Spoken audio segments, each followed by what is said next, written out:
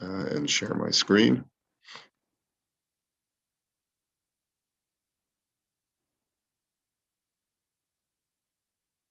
So we were looking at the biurim yesterday of asur lahavir al ratzon haba'olim. You're not allowed to violate the wishes of the owner by lending it out to someone who was not authorized by the owner to have it lent out to them.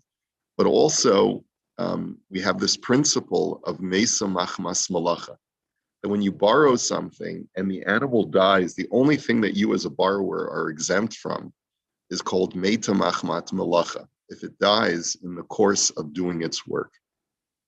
But that's only if you used it for its expected use.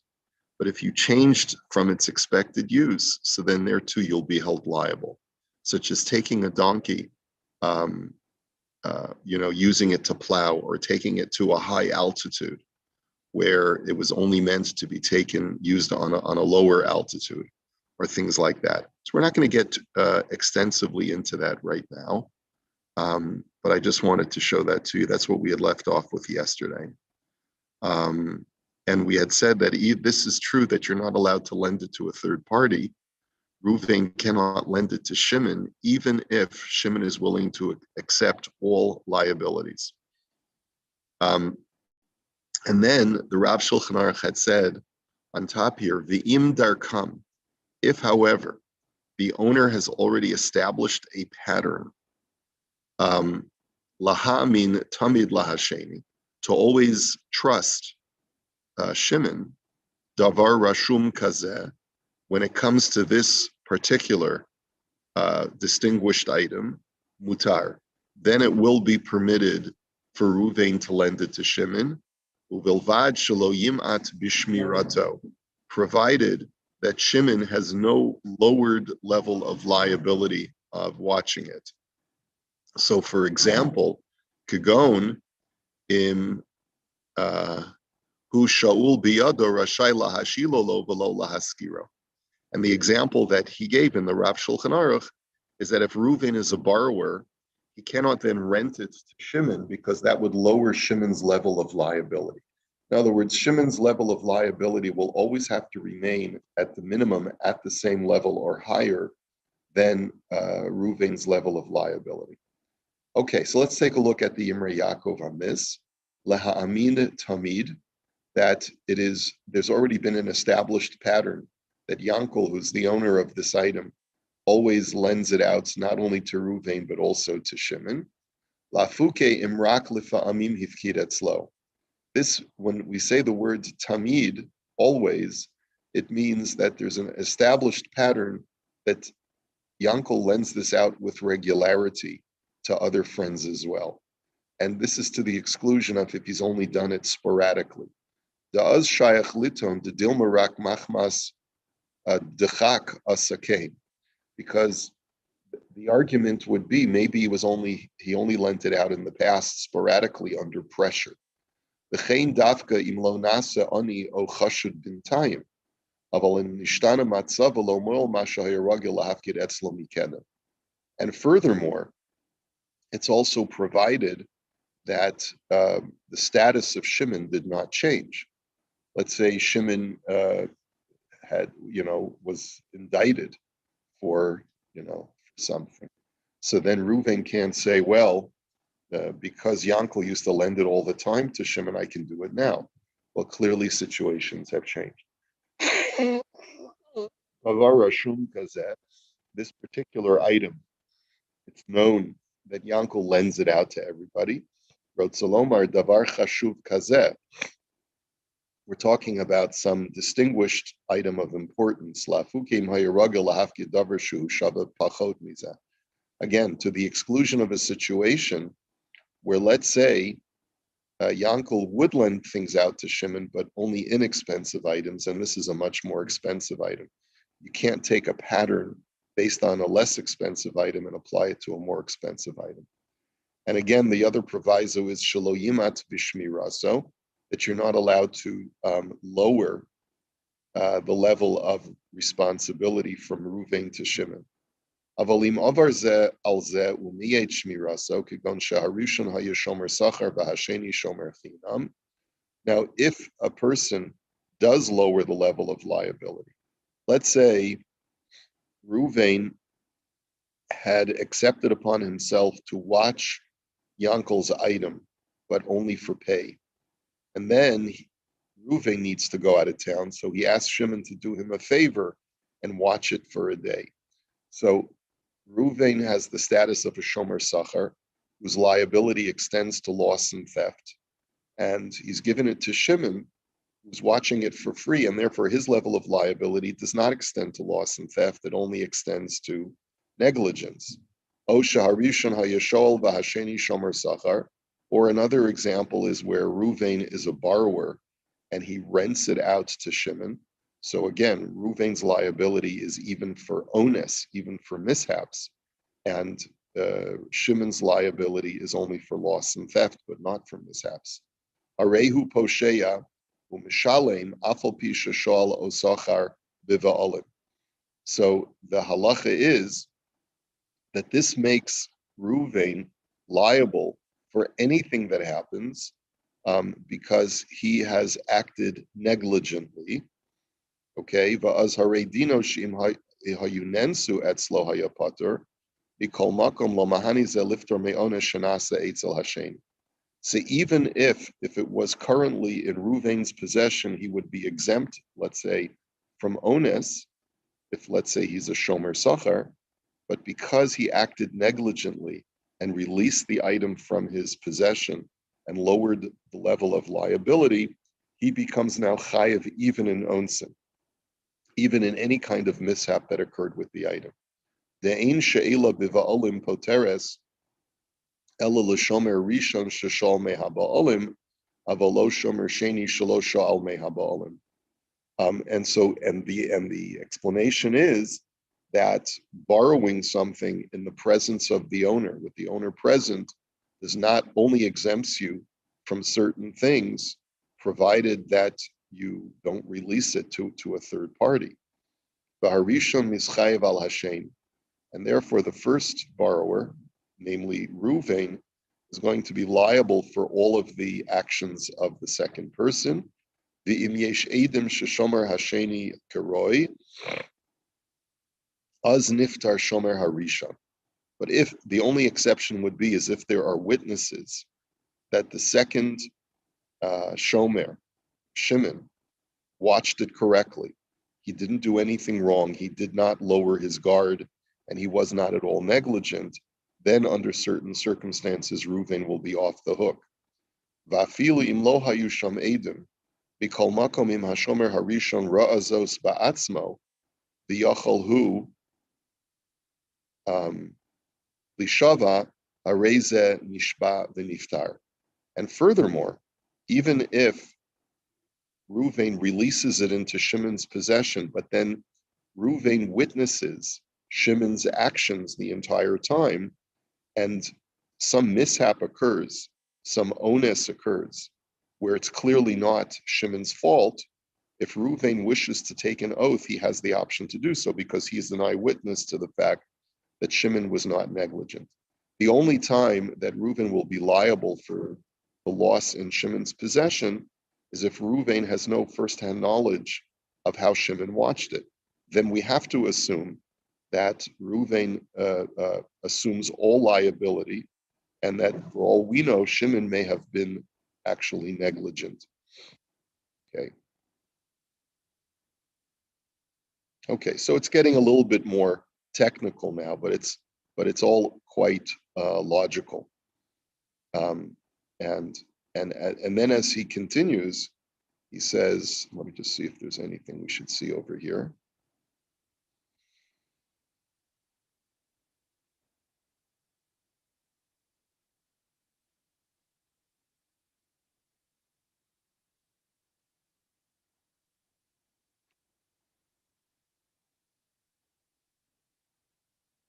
Okay, let's take a look at the Likutim over here. Laha min tamid, that if the owner, Yankel, has already established a pattern that he trusts Shimon, and that he regularly lends him things, then it does become permissible for Ruvain to lend to Shimon.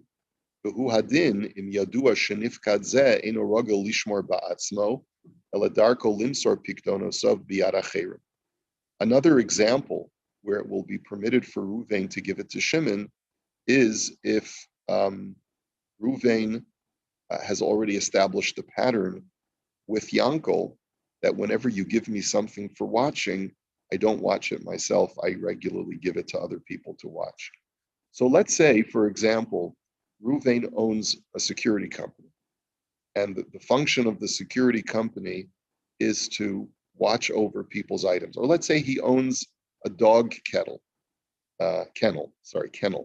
And in the function of the dog kennel is that when people go on vacation, they drop off their dog and they leave it with Ruvain.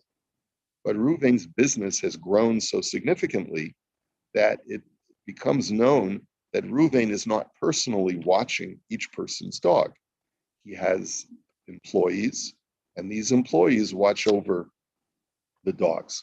So when I leave my dog with Ruvain, if God forbid something happens to my dog, I cannot claim to Ruvain afterwards, hey, I only left it with you. I wasn't assuming you're going to leave it with some other guy, some lower employee. You can't say that because the pattern of my business is such that it becomes clear from the structure of the business that we have so many dogs that it's not feasible for one person to watch all the dogs. And there was never such a stipulation made that I would be the only person watching your dog.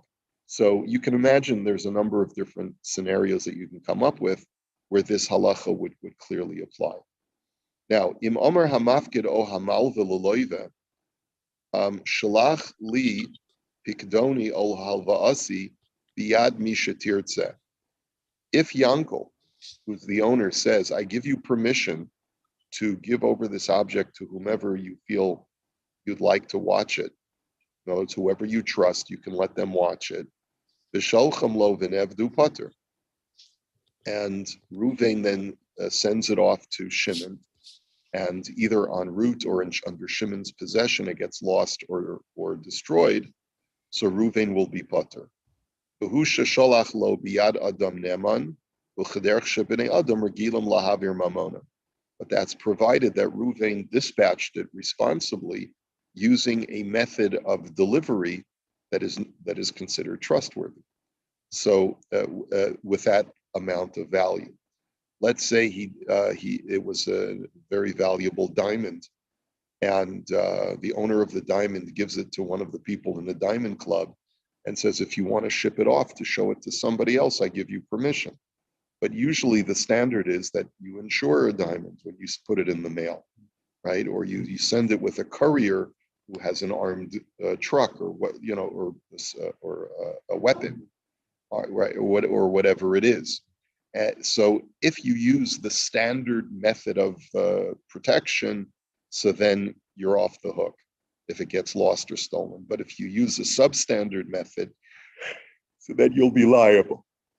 Yesh omrim dehu hadin im he'aviram derech hadoar the putter v'hainu b'check avalo mizumanim. And some say that if you send funds via the mail and it gets lost in the mail, you're going to be exempt. But that's only when it comes to a check and not with cash, because the generally understood convention is not to send cash via post. Okay, now this is being written some 40 years ago or so, but that probably still applies today. Katan shehigia laonas hapuutos b'sholcho aviv litvoa chov me'iz isha hayachayev lo b'nosan lekatan v'ne'avad mimenu. A child is still before his bar mitzvah, but he reaches the age of some level of precociousness. The child is old enough to know, to understand a communication.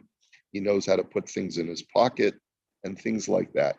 He's like a 10 or 11-year-old kid. And the father says, listen, Boychik, I want you to go to my friend. He owes me some money. He's going to give you an envelope. Bring it straight home. And the kid does his father's bidding. Yankel dispatches his son and goes to Reuven, and Reuven gives the child the envelope because the father said that he wanted the kid to pick it up. So af al pi ikar hadin chayev halo b'delohaya litein hamos lekatan. Normally, the Gemara says you're never supposed to give money or anything of value into the hands of a minor.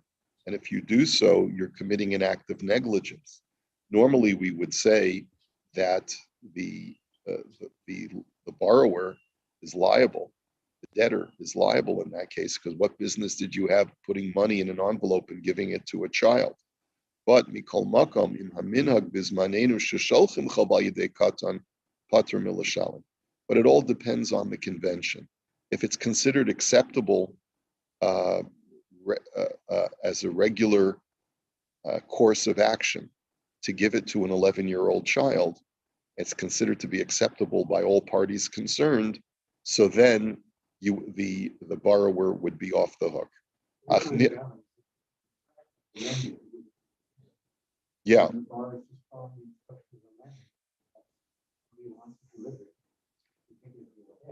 You would think it would be okay, right? So it all depends. It all depends on the circumstances. If this was initiated by the borrower, hey, I see my creditor's son. Let me just give him the envelope. It'll save me a trip. So then that would not be okay. Achnira de toloi besikum hahalva, the besikum gadol vadai ein haminag lishloach hayidei katan. And it would also obviously depend on the amount of cash that we're dealing with. Because if it's a large amount of cash, even if the lender gave permission, that still might not be sufficient. Here we're talking about a situation where the lender did not give any instructions, but it's considered to be convention to give the money to a child. It's acceptable in these circles, but it depends how much money. $100 maybe, but $10,000 already maybe going way too far. I would not trust the child, even if it was the owner's child, to be responsible with that. Okay, next. Shaloyimat bishmiraso, that even when Shimon has already established a pattern to borrow things from Yankel, you have to make sure that you don't downgrade the level of liability. Ayin Imrei Yaakov shehu badin hashulchan aruch siman reish sari aleph siv chavav dim yesh edim sheshomer hasheni karoi denifter hashomer harishon ayin sham. So I refer you to what we quoted from the Shulchan Aruch and the Imrei Yaakov, that in the event that there are witnesses that Shimon did everything that he was supposed to do and watched it responsibly, then Reuven could exempt himself, even though Shimon's level of liability was lowered. Mashma ta'afilu imiyet bishmiraso shelo kedin mikol makom pater b'yesh edim. And it sounds like from the language of the Shulchan Aruch that even if what Reuven did was improper, according to halacha, nonetheless he could be exempt as long as there are witnesses that Shimon did everything right. Below zu bilvad ela afilu im leka edim umiyet bishmiraso kegon shemasar hashomer schar l'shomer chinam im kol zos im darko shel habalim lahafkid etzlo dai sheyishba hasheni shenensa v'niftar harishon. We could go even further.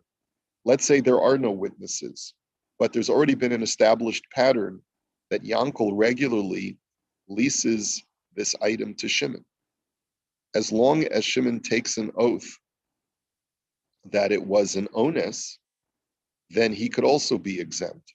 And this will exempt Reuven as well. B'yesh omrim dedavka b'yesh edim pater rishon aval shvuas hasheni lo mahani af sheragal lahafkid eslo. And some disagree. Some say that Shimon's oath is not useful here and will not work. Okay. All right. Now, let's go on to the next piece. And we'll take a look at the Imrei Yaakov over here. Let's see. Rashi lahashilo lo velo lahaskira. You're allowed to, Ruvain is allowed to lend it to Shimon, but he's not allowed to lease it to Shimon because in doing so, he's lowering Shimon's level of liability. So the Rav Stern in the Imrei Yaakov over here is just going to review the different levels of liability. Tanan, the Mishnah states in Bava Metzia, Arba Shomrim Heim. There are 4 different kinds of people who are entrusted with someone else's object for safekeeping. Shomer Chinam, V'hashoel, Nosei Sachar, V'hasocher. They are an unpaid guard, a borrower, a person who is a paid guard, and a renter. Okay, we've talked about this already when we first initially started this halacha. The dinehem chalukim kidalakaman, and their respective halachos, which are different based on their level of liability, are as follows. Shomer chinam pater migeneva va'aveda. A shomer chinam is exempt for loss or theft. Im nishbal zeh, but he would have to swear that this is what happened. Ve'eno chayav l'shalem rakecha shepasha b'shmiraso. He's only liable for acts of negligence, such as leaving the front door open, not turning on the security. Begeder shomer chinam. What are the parameters of defining whether a person is a shomer chinam, an unpaid guard? That is where Yankov, who's the owner, asks Ruvain, will you watch this for me? And he gives him a chattel item, whether it's cash or utensils or an animal. And Ruvain says, yes, I will responsibly watch this for you. And even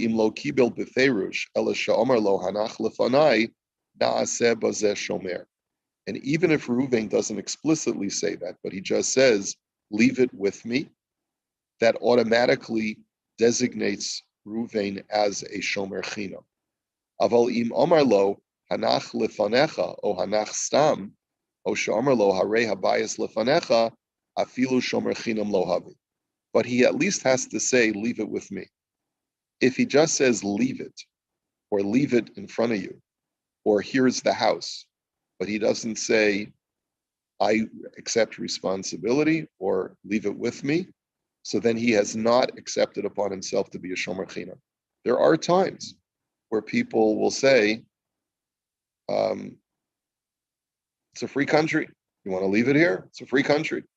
So he's being non-committal for a reason, because his non-committal nature is an expression that he doesn't wish to assume liability.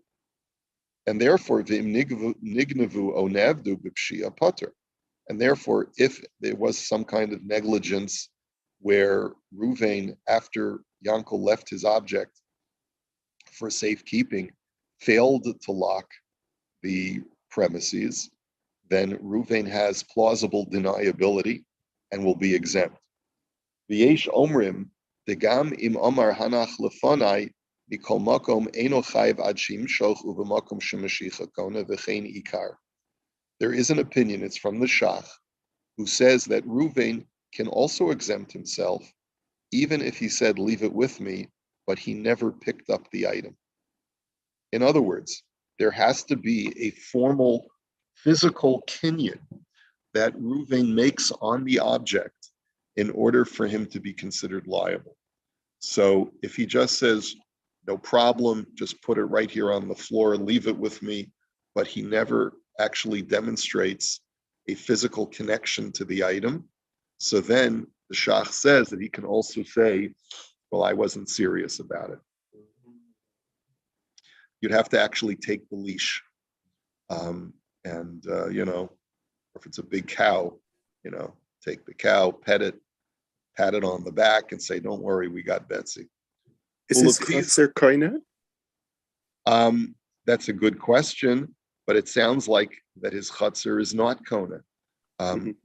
Even if he says, leave it with me. But let's see. It's a good question, Gershon. ולפי זה, מה שמצוי שאדם מבקש מחברו במקום ציבורי כדומה שישים לב על חפצו עד שיחזור.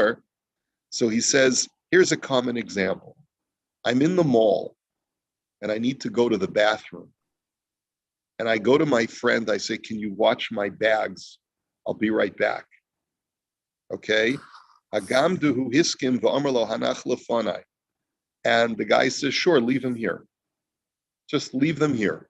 So we're in the food court at the mall, which I love. This, by the way, one of the best reasons to make aliyah. You can go shopping and then just go to the food court, and it's kosher. Just what an incredible experience, right? So leave your bag here with me. We're sitting down at the food court having a coffee, and go to the bathroom. And just leave it here. Mikol makom im lo mashach az af im pasha b'shmiraso pater. So according to this shach, if I didn't pick up the bags to show that I'm accepting responsibility, then if something happens later and I turned around for a minute and someone swiped the bag, so then I can be held exempt. And